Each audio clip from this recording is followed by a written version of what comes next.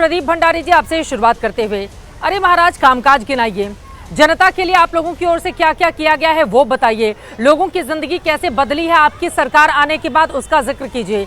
लेकिन बटेंगे तो कटेंगे के बाद अब लव जिहाद, लैंड जिहाद, इससे आगे बढ़कर अब पैन कार्ड जिहाद का नारा यहाँ पर दिया जा रहा है, इससे मिलेंगे क्या वोट?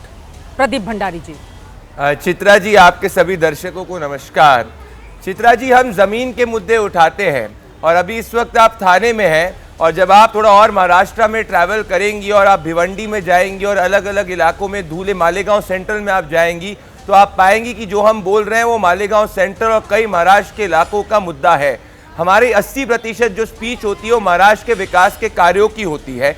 परसों दो दिन पहले अगर आपने प्रधानमंत्री नरेंद्र मोदी जी की स्पीच देखी होगी नासिक के अंदर, तो उन्होंने तो गिना दिया था कि हमने 50 लाख से ज्यादा उज्ज्वला महाराष्ट्र की महिलाओं को पहुंचाई, हमने आयुष्मान भारत के तहत कितने हेल्थ कार्ड बनाए। पर साथ में चित्रा जी ये भी जरूरी है कि अगर हमारा प्रमुख विपक्षी दल मुसलमानों को धर्म के आधार पर रिजर्वेशन देने की बात कर रहा है, बाबा साहेब भीमराव अंबेडकर के संविधान को खत्म करने की बात कर रहा है, दलितों के आरक्षण को छीनने की बात कर रहा है, जब हमस और तालिबान को बैक करने वाले सज्जाद नुमानी अगर हमारे विपक्ष को बैक कर रहे हैं, तो हमारा फर्ज बनता है कि संविधान की रक्षा करने के लिए, we the people of India की रक्षा करने के लिए कट्टरपंथी गठबंधन को हम एक्सपोज करें। अब आपने काम की बात करी तो मैं आपको गिना देता हूं। हमने एजुकेशन के अंदर 99,000 करोड़ रुपीस खर्च करे, जो महाराष्ट्र महाविनाश अघाड़ी से 20,000 करोड़ रुपए ज्यादा है, और हमारे शासन के अंदर ही पर कैपिटा इनकम जो है महाराष्ट्र की वो 2 गुनी हो गई है। तो हम तो काम भी गिना रहे हैं। कोई भी स्पीच को आप देखेंगे 85% डेवलपमेंट इश्यूज पे और 15% हम महाराष्ट्र के स्वाभिमान की बात करते हैं। ठीक है, महाराष्ट्र के स्वाभिमान की तो बात करते हैं, लेकिन उसमें जब ध्रुवीकरण को बढ़ावा देने वाले नारों की गूंज ज्यादा सुनाई देनी पड़ती है तो फिर आपके कामकाज का जिक्र पीछे रह जाता है। इसी वजह से पूछा जाता है कि आप अपने काम गिनाने से बचते क्यों हैं। लेकिन किशोर तिवारी जी, देखिए बीजेपी नेताओं का जितना भी बयान इस तरह का सामने आया है, मैं लौट रही हूँ आपके पास, बाकी लोगों का बयान ले लेती हूँ।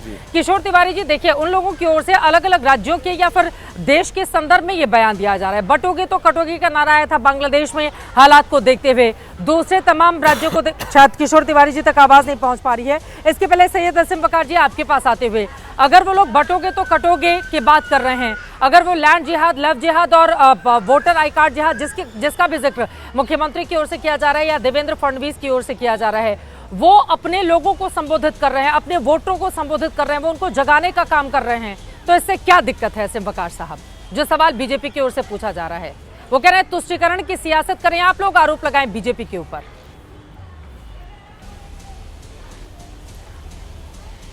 नहीं, देखिए कोई तुष्टीकरण की राजनीति नहीं कर रहा है। आप समर्थन कर रही हैं, आपने गुप्त अल्फाजों में समर्थन कर दिया कि वो बढ़िया कर रहे हैं, उनका नारा ठीक है।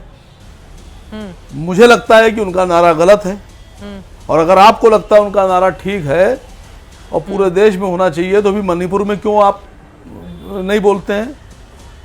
भाई मणिपुर पे तो ना आप बोल रहे हैं और ना वो अनुपम खेर बोल रहे हैं कश्मीर फाइल बनाएंगे, मणिपुर फाइल नहीं बनाएंगे। क्या मणिपुर के लोग आपके लोग नहीं हैं? मणिपुर की औरतें आपकी औरतें नहीं हैं? मणिपुर की बच्चियां आपकी बच्चियां नहीं हैं? महाराष्ट्र की बात, मणिपुर में जो हुआ, आप मणिपुर कहाँ जा रहे हैं? अभी तो महाराष्ट्र की बात हो रही है, आप मणिपुर फाइल्स आप बना लीजिए। सर, आप भी तो देश के नागरिक हैं, कुछ काम आपको भी तो करना चाहिए ना। अगर उधर अनुपम खेर नहीं बना रहे हैं कश्मीर फाइल्स, तो आप बना लीजिए। कश्मीर फाइल्स उन्होंने बनाई, आपने बना लीजिए मणिपुर फाइल्स।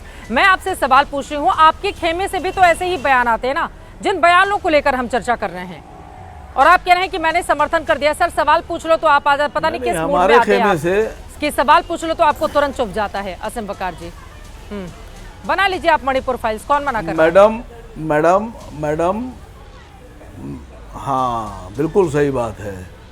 आपको अफसोस जाहिर करना चाहिए था मणिपुर पे, तो आपको ये कहना चाहिए कि प्रधानमंत्री जी को मणिपुर पे बोलना चाहिए था, गृह मंत्री जी को। असीम वकार साहब, मैं बहुत हैरान होती हूँ, असीम वकार के कहने पर मुझे मणिपुर के बारे में अफसोस जाहिर करने की जरूरत नहीं है। उस पर मैंने कई डिबेट शो किए हैं और मैंने लगातार सरकार से, वहां के मुख्यमंत्री से सवाल पूछे हैं। असीम वकार साहब, अगर आप डिबेट खराब करना चाहते हैं, आप यहाँ पर अनुपम खेर को लेकर आ रहे हैं, अनुपम खेर पर यह डिबेट नहीं हो रही है, महाराष्ट्र की सियासत को लेकर हो रही है। प्लीज थोड़ा सा हम गंभीरता दिखाएं। बाकी लोग महाराष्ट्र पे बात करने के लिए आए हैं, चुनाव यहाँ पर है, उसी पर रहे तो ज्यादा। मैं खुद महाराष्ट्र में हूँ, मैं यहाँ पर ग्राउंड रिपोर्ट कर रही हूँ। थोड़ा महाराष्ट्र पे बात कर लीजिए, उसके बाद आप अपने मुद्दे अनुपम खेर तक लेकर जाते रहिएगा। नहीं मैडम, मैं भी महाराष्ट्र में हूँ, बॉम्बे में मौजूद हूँ। मैं अगर विरोध कर रहा हूँ बटोगे कटोगे तो आपको बुरा लग रहा है, लेकिन अजीत पवार बोल रहे हैं कि यहाँ ऐसे नारे नहीं चलते। अजीत पवार जी ने कहा कि एक मुख्यमंत्री आए हैं नॉर्थ से, उनका नारा है ये हमारा नारा नहीं है। तो मैं अजीत पवार जी से कह रहा हूँ कि खुलकर विरोध कीजिए। अगर आप ऐसे नारों के विरोध में हैं और ऐसे लोगों के विरोध में हैं तो आप अपने मंचों पर जहां आप कैंडिडेट हैं वहां आप ऐसे लोगों को क्यों बुला रहे हैं, आपको बताना पड़ेगा। और सीधी सी बात है, बटोगे कटोगे ये कौन सी बात होती है? ये कैसी बात कर रहे हैं? ये मुख्यमंत्री हैं उत्तर प्रदेश के, संविधान की शपथ ली है, उनको तो कहना चाहिए था कि अनेकता में एकता है।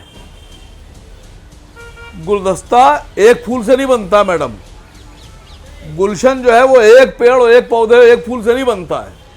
उनको तो भारत, अखंड भारत की बात करना चाहिए थी। वो तो एक भारत की, इस तरह के भारत की बात कर रहे हैं जहां एक ही फूल रहेगा। वो तो कह रहे हैं पूरे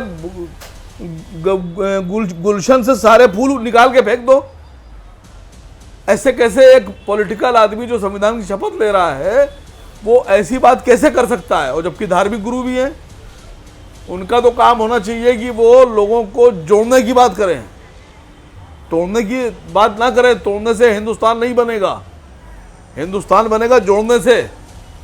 बोलिए प्रदीप भंडारी जी। मेरी बात का बुरा मान रही है मैडम, मैं तो कोई ऐसी बात करता ही नहीं चाहिए और आप लोग तोड़ने की बात कर रहे हैं। चित्रा जी जो लोग, ठीक है सर, अब मैं जवाब ले लेती हूँ, आपका जवाब मांग लेती हूँ। चित्रा जी जो लोग, आप जवाब दीजिए, बाकी लोगों के पास मैं 30 सेकंड में जवाब दे देता हूँ। जो लोग याकूब मेनन को आतंकवादी नहीं कहते, जो कहते हैं कि 15 मिनट के लिए पुलिस हटा दो, हम बता देंगे कि 15 करोड़ कैसे 100 करोड़ पे भाग रही है, ये लोगों को नहीं यहाँ पे ज्ञान देना चाहिए। योगी आदित्यनाथ जी ने कहा है बटेंगे तो कटे रहेंगे, एक रहेंगे तो नेक रहेंगे। एकता की बात तो संविधान भी करता है। आपने बात करी फेक आधार आईडी की, ये देखिए आप चित्रा जी, 23 अक्टूबर 2020 को AIMIM चीफ के ऑफिस से भिवंडी में फेक आधार कार्ड का पूरा रैकेट पकड़ा गया था। तो इन लोग को चुभ इसीलिए रहा है क्योंकि इनके सब इलीगल काम की हम बात कर रहे हैं और इनके सब इलीगल काम पे हम ताला लगा रहे हैं, इसीलिए इनको चुभ रहा है। भले वो फेक वोटर आईडी कार्ड हो गया, और झारखंड के अंदर तो ये बात हो चुकी कैसे घुसपैठी आके आदिवासियों की जमीन ले रहे हैं। हम चाहते हैं कि टिस की जो रिपोर्ट आई है मुंबई में उसका भी हम संज्ञान लेंगे और आगे जाके सब घुसपैठियों को हटाएंगे।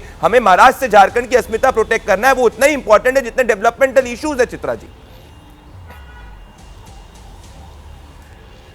ठीक है।